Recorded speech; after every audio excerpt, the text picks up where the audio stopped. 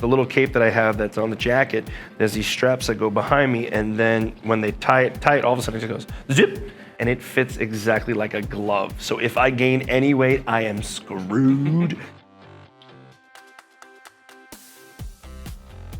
So what made you want to return to Broadway after all these years, and how did you pick Juliet? They said, hey, would you do Broadway? And I said, not on your life, no way, and never gonna do it again. I'm kidding. You know what, I was excited. I've actually known about Juliet from the ground up, because a lot of people that actually worked with NSYNC and worked with ourselves, which was Tim Hennington, who actually is one of the producers, Teresa Page is another one of the producers. When it came to Broadway, I was like, let me go check out the show, love the show. And we even said a while back, I was like, hey, there's something that the opportunity arises, let's see if we can make it work.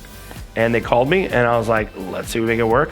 January to February to March, made it work, let's do it. And got in rehearsals, 10 days or a week and a half or something like that later, I'm in the show and off to the races. Wait, what was the rehearsal process like? That's so short. Yeah, well, thank goodness the role is not that huge. Let's be real here. These are called princess tracks. If you don't know what those are called, they're fabulous. Which I've never really done before. It's basically it's a very main character, but not in major scenes all the time. And he comes in and out. And I think that's what's fun about my character, Lance. Anyways, I come in, kind of a little bit of a fun, a little stern though with his son, comic relief a little bit, but also, has a lot of depth to him and a lot of sincerity towards the end of the show. It's great to be back. It's been over 20 years. I did Rent, and then I did Little Shop, and Little Shop is the last thing I did as far as on Broadway was 2004. It's weird to say it brought me back from all the older stuff, and it's really funny when I came out there though, and I'm like, everybody's young. They're way younger than me. These are like my kids, it's literally my daughter's age. Nathan, who plays my son, is literally a year younger than my kid's age. So it really is. Because usually back in the day when you're younger, you're playing a dad. I'm like, no, I am playing a dad, and now I'm fit for those roles. And I'm okay with it. And obviously with this character, it's a blast. And you're singing Backstreet Boys songs in this. Who knew? How did you feel when you found that out? You know what's even funnier? People are more shocked than I am. And I think due to the fact that because me and AJ were on tour actually this past last year, on tour doing a show called Legendary Night where we sang each other's songs.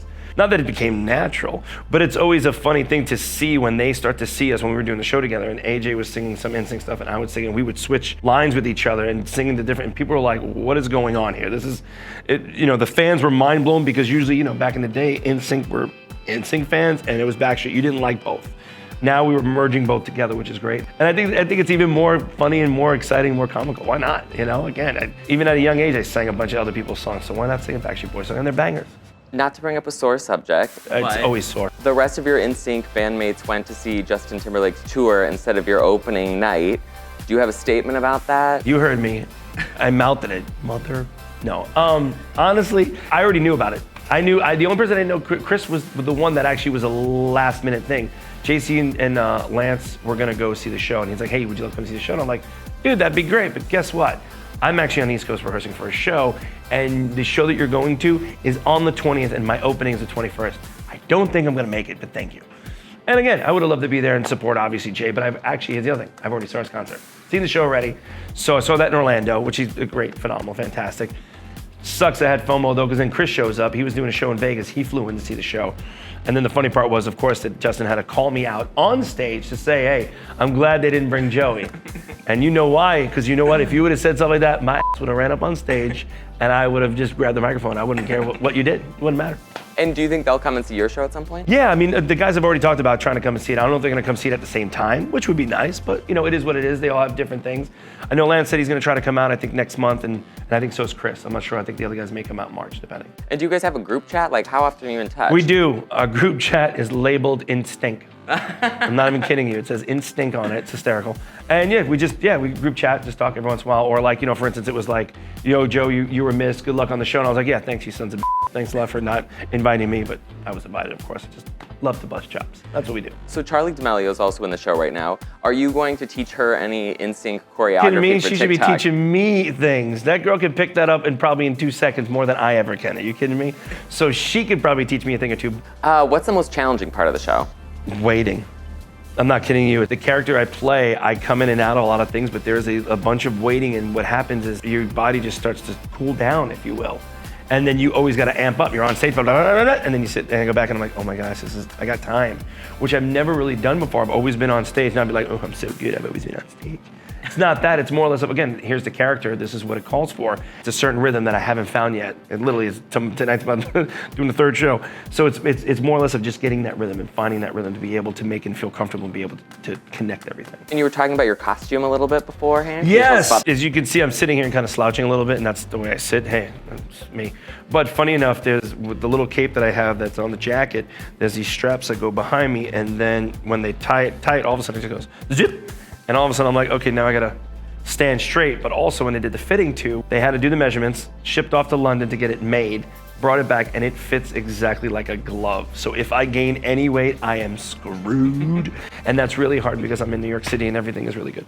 If you could pick anybody to be your replacement for Lance once you switch over the role, who would it be? Lance could do it. Lance Bass should do it. I think Lance would crush it.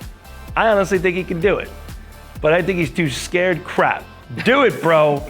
But then again, it's weird. I mean, let's be real. Would any of another NSYNC want to go from the other guy that just did it? You know what I mean? Go in that placement? Understood.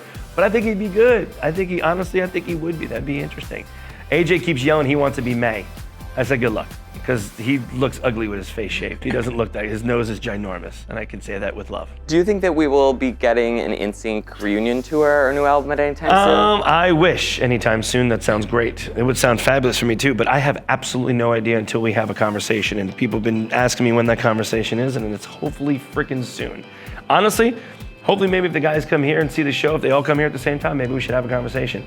Or after I'm done on March 16th, maybe sit down and have a conversation, because honestly, it's getting to the point where it's like, listen, either we're doing it or we're not. Or what does it look like? Is it a tour in music? Is it just a tour? Or is it just music? Or is it something other? We don't know. You know, that's the fun thing about all of us. We have so many ideas and so many things. We don't know what's gonna stick or what's gonna work yet.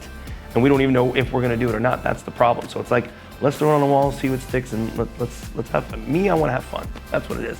I think everybody's nervous a little bit about doing it, just because a lot of pressure might be on us in the sense of like, oh, it's gotta be this. It's like, let's just do what we do best.